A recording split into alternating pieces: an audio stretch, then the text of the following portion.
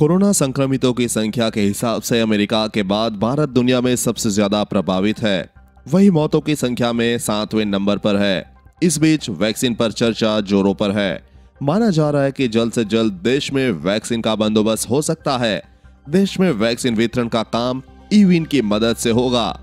जानिए क्या है ई-वीन और कैसे काम करेगा। प्रधानमंत्री नरेंद्र मोदी ने मंगलवार को केंद्र और राज्यों से मंत्रियों से बात की, जिसमें कोविड-19 वैक्सीनेशन प्रोग्राम पर चर्चा हुई। अनुमान है कि साल 2021 की शुरुआत में ही टीकाकरण शुरू हो सकता है। इस दौरान बार बार एक शब्द का जिक्र हुआ, वो है ई-वीन यानी इलेक्ट्रॉनिक वैक्सीन इंटेलिजेंस नेटवर्क। इसी तकनीक के जरिए टीकाकरण सुनिश्चित होगा। ई-वीन खास तौर पर वैक्सीन वितरण के लिए बनाई गई तकनीक है। इसकी मदद से इस बात पर नजर रखी है कि कितनी वैक्सीन स्टॉक में है। स्मार्टफोन पर काम करने वाली यह तकनीक साल 2015 में लॉन्च की गई थी। इसे इस बात पर ट्रैक रखा जाता है कि कोल्ड चेन में वैक्सीन का सही ढंग से रखरखाव हो सके और वितरण के दौरान कोई समस्या न हो। यहां बता दें कि वैक्सीन के स्टॉक को सुरक्षित रखने के लिए तापमान नियंत्रित भंडारण की जरूरत होती है।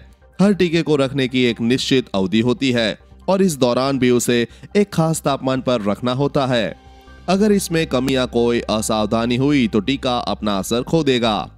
इलेक्ट्रॉनिक वैक्सीन इंटेलिजेंस नेटवर्क किसी भी देश की केंद्र सरकार को यूनिवर्सल इम्यूनाइजेशन प्रोग्राम में काम आता है। इससे रियल टाइम में वैक्सीन के रखरखाव पर नजर रखी जा सकती है। साथ ही ये भी देखा जा सकता है कि स्टॉक में कितने वैक्सीन अभी बाकी है। देश में वैक्सीन वितरण के लिए नेशनल वैक्सीन ग्रुप तैयार हो चुका है। यह समूह ही पक्का करेगा कि किस आधार पर वितरण शुरू करना है।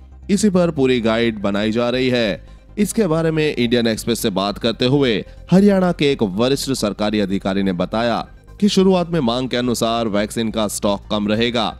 इस वजह से रिस्क असेसमेंट के आधार पर पक्का करेंगे कि किन लोगों को वैक्सीन पहले मिलनी चाहिए। इसके बाद ही दूसरे लोगों तक टीका पहुंचाया जाएगा।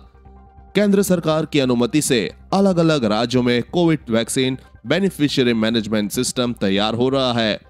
यूएनडीपी ने वे साइटें चिन्हित कर ली है जहां ये होना है। कुशल एनएम को वैक्सीन ट्रेनिंग दी जाएगी। इनके अलावा स्टाफ नर्स और फार्मा के जानकारों को भी जरूरत के मुताबिक लिया जा सकता है। इन सारी तैयारियों के बीच लगातार वैक्सीन के कोल्ड स्टोरेज पर ध्यान देने की बात हो रही है। कोरोना वायरस के टीके को सुरक्षित रखने के लिए फैक्ट्री से लेकर सिरिंज तक लगातार कोल्ड चेन की जरूरत होगी। हालांकि ज्यादातर देशों में यह व्यवस्था आधी अधूरी है। इस खबर के बारे में अपने विचार नीचे कमेंट बॉक्स में लिखकर बताएं। वीडियो को लाइक और अपने दोस्तों के साथ शेयर करना ना भूलें। साथ ही कोरोना वायरस वैक्सीन से जुड़ी हर खबर सबसे पहले पाने के लिए चैनल को सब्सक्राइब कर ले।